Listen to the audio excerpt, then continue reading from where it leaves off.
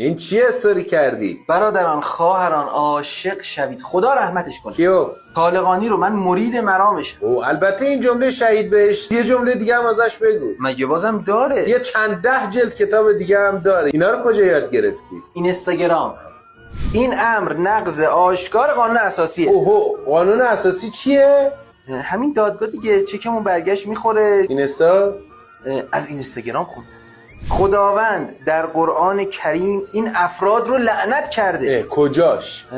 همه جاش. همه جاش. نه اینجوری نمیشه، بگو کدوم سوره کدوم آیه. من که الان حفظ نیستم. اشکالی نداره که بیا از رو بخون عزیزم، بیا از رو بخون.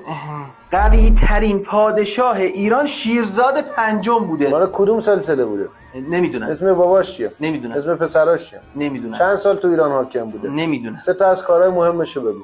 نمیدونم. اینستا؟ او مرسی گاد که فردوسی رو به ما دادی تا پارس باقی بمونیم. آخه بیچاره تنش تو گور رفت رو ویبره. چرا؟ به خاطر شاهنامه کتاب ملی ماست. کتاب ملی، این کتاب ملی ما. یه 2 بیت در مورد گیو واسم بخون. باید روزی 2 ساعت پای بچه رو با شیرعسل ماساژ بدیم. تو دکتری؟ نه. متخصص کودکی؟ نه. دوره دیدی؟ نه. دانشگاه رفتی؟ نه. اینا از کجا در میاری مردم؟ اینو توی پیج اینستاگرام دیدم.